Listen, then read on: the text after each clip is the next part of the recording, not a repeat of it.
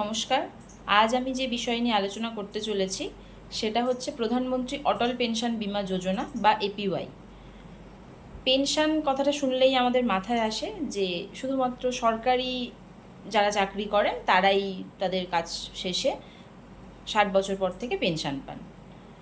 তাহলে আমাদের জন্য যারা সাধারণ মানুষ আছি তাদের জন্য কি করে পেনশন হতে পারে? তো চলুন সেটাই আমি আজকে আপনাদের বলবো যে সরকারি চাকরি না করেও পেনশন নেওয়া যায়। সেটা কিভাবে চলুন দেখে নিই। এপিওয়াই বা অটল পেনশন যোজনা এটাও একটা গভর্নমেন্ট ব্যাকড পেনশন স্কিম। মূলত যারা আনঅর্গানাইজড সেক্টরে কাজ করেন তাদের ভবিষ্যতের কথা ভেবে এই স্কিম চালু করা হয়েছে। তো কারা করতে পারবেন এটা? 18 থেকে 40 বছর বয়সী। 18 থেকে 40 বয়সটা আপনার 18 থেকে 40-এর মধ্যে হতে হবে। আর আপনার পোস্ট অফিস অথবা ব্যাংকে অ্যাকাউন্ট থাকতে হবে, তবেই আপনি অটল পেনশন যোজনা চালু করতে পারবেন। এপিওয়াইতে প্রত্যেক মাসে আপনি একটা নির্দিষ্ট অ্যামাউন্ট কন্ট্রিবিউট করতে পারবেন, যেটা আপনাকে আপনার যে বয়স যখন থেকে আপনি স্টার্ট করবেন আপনার সেই বয়স থেকে আপনাকে 60 বছর পর্যন্ত ওটাকে চালিয়ে যেতে হবে, তবেই আপনি 60 বছরে গিয়ে পেনশন নিতে পারবেন। যারা চাকরি বা ব্যবসা করেন কিন্তু ভবিষ্যতের জন্য এখনও পর্যন্ত কোনো পেনশন প্ল্যানিং করেননি, তো তাদের জন্য এই এপিওয়াই স্কিম খুবই উপকারী হবে। আর আপনি এই পেনশন করার পরে আপনার ব্যাংক অ্যাকাউন্ট থেকে ওটা অটো ডেবিট হিসাবে চালু করা থাকবে। তার জন্য আপনার অ্যাকাউন্টটা অ্যাক্টিভ রাখা অত্যন্ত জরুরি। আর আরেকটা বিষয় হচ্ছে আপনার এজ যত কম, বয়স যত আপনার কম থাকবে, তখন থেকে যদি আপনি শুরু করেন তাহলে আপনার প্রিমিয়ামটাও সেই অর্থে অনেকটা কম পড়বে। তো এপিওয়াই তো স্টার্ট করলেন, আপনার মনে নিশ্চয়ই এখন প্রশ্ন আসছে যে 60 বছর থেকে আমি কত টাকা পেনশন নিতে পারি। অ্যাকচুয়ালি পেনশন আপনি কত টাকা 60 বছর পরে নিতে চাইছেন সেটা আপনাকেই ঠিক করতে হবে। গভর্নমেন্ট একটা অ্যামাউন্ট বেঁধে দিয়েছেন, সেটা হচ্ছে আপনি মান্থলি 1000 থেকে 5000 টাকা অবধি এপিওয়াইতে অ্যাপ্লাই করতে পারবেন।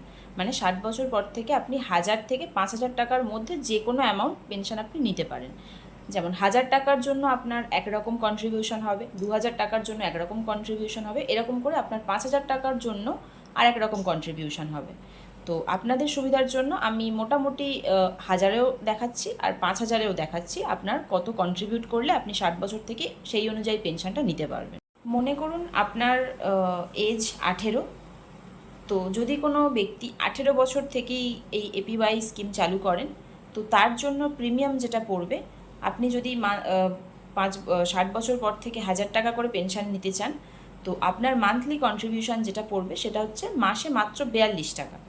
ঠিক আছে, তো মাসে মাত্র 42 টাকা করে আপনি যদি আগামী 60 বছর জমিয়ে যান, তো 60 বছর পর থেকে আপনি প্রত্যেক মাসে 1000 টাকা করে পেনশন নিতে পারবেন।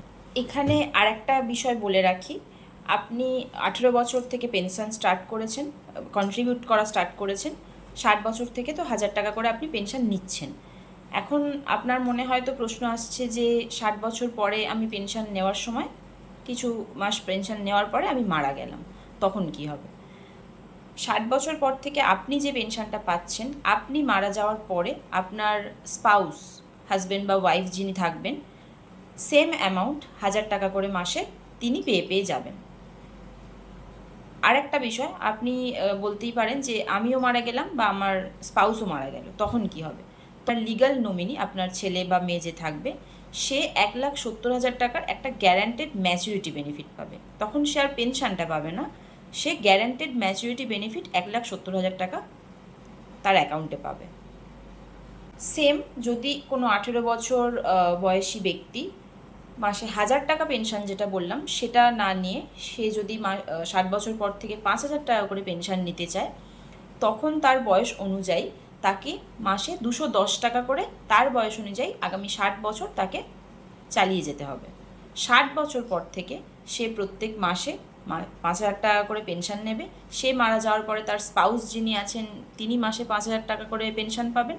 আর যখন হাজব্যান্ড ওয়াইফ দুজনেই থাকবেন না, দুজনেরই ডেথ হয়ে যাবে, তখন যে লিগাল নমিনি ছেলে বা মেয়ে থাকবে সে 8.5 লাখ টাকার একটা গ্যারান্টেড ম্যাচুরিটি বেনিফিট পাবে। তখন সেও আর পেনশনটা পাবে না, তখন 8.5 লাখ টাকার গ্যারান্টেড ম্যাচুরিটি বেনিফিট পাবেন।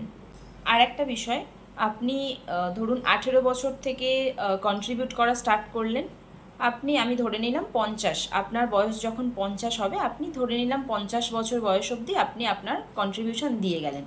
50 বছরে গিয়ে আপনার ডেথ হলো, মানে ধরুন আমি 18 বছরে পেনশন নেওয়া কন্ট্রিবিউট করা স্টার্ট করেছি, 50 বছরে গিয়ে আমি মারা গেলাম, তখন কি হবে?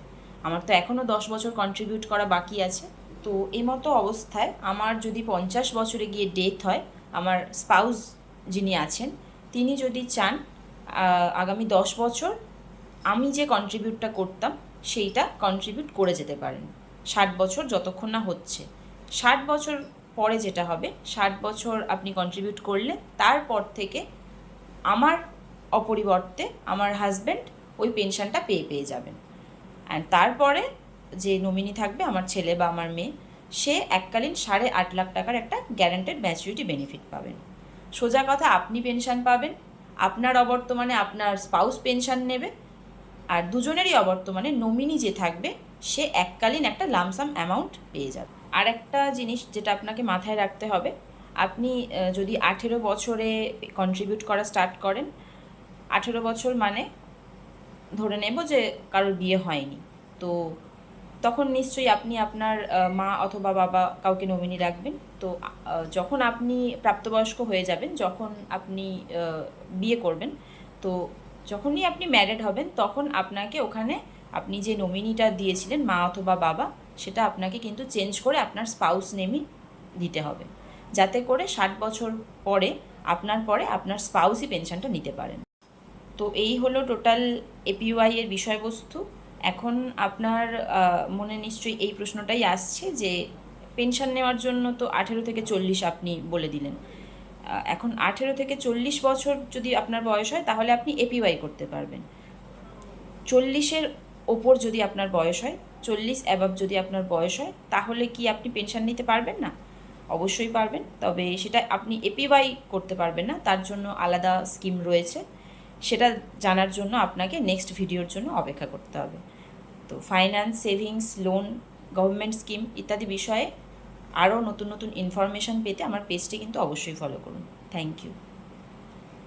এখানে আর একটা বিষয় আপনাদেরকে বলে রাখি, ধরুন আপনি আপনার বয়স কম, 18 থেকে আপনি পেনশনের জন্য কন্ট্রিবিউট করা স্টার্ট করলেন।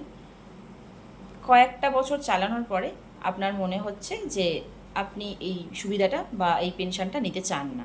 হতেই পারে, কারণ 60 বছর অনেকটাই টাইম। তো সেই যে টাইমে আপনার মনে হবে যে আপনি পেনশনটা আর কন্টিনিউ করতে চান না, তো সেখানে গিয়ে আপনি যে ব্যাংকে বা যে পোস্ট অফিসে করবেন, সেখানে গিয়ে আপনি চাইলেই অ্যাপ্লিকেশান লিখে ওটা ওখানেই স্টপ করতে পারেন। ওটার একটা অ্যাপ্লিকেশান জমা দেওয়ার পরে একটা টাইম পিরিয়ড থাকবে, তারপরে আপনার অ্যাকাউন্টে যে আপনি যতটুকু কন্ট্রিবিউট করেছেন সেটা অটোমেটিক আপনার অ্যাকাউন্টে রিভার্স হয়ে চলে আসবে। তো আপনি চাইলে আপনার যখন মনে হবে আপনি ওটা আবার স্টপও করতে পারেন। তো এই হলো টোটাল এপিওয়াই এর বিষয়বস্তু। এখন আপনার মনে নিশ্চয়ই এই প্রশ্নটাই আসছে যে পেনশন নেওয়ার জন্য তো 18 থেকে 40 আপনি বলে দিলেন। এখন 18 থেকে 40 বছর যদি আপনার বয়স হয়, তাহলে আপনি এপিওয়াই করতে পারবেন। 40-এর ওপর যদি আপনার বয়স হয়, 40 অ্যাবাভ যদি আপনার বয়স হয়, তাহলে কি আপনি পেনশন নিতে পারবেন না? অবশ্যই পারবেন, তবে সেটা আপনি এপিওয়াই করতে পারবেন না, তার জন্য আলাদা স্কিম রয়েছে। সেটা জানার জন্য আপনাকে নেক্সট ভিডিওর জন্য অপেক্ষা করতে হবে। তো finance, savings, loan, government scheme ইত্যাদি বিষয়ে আরও নতুন নতুন ইনফরমেশান পেতে আমার পেজটি কিন্তু অবশ্যই ফলো করুন। Thank you.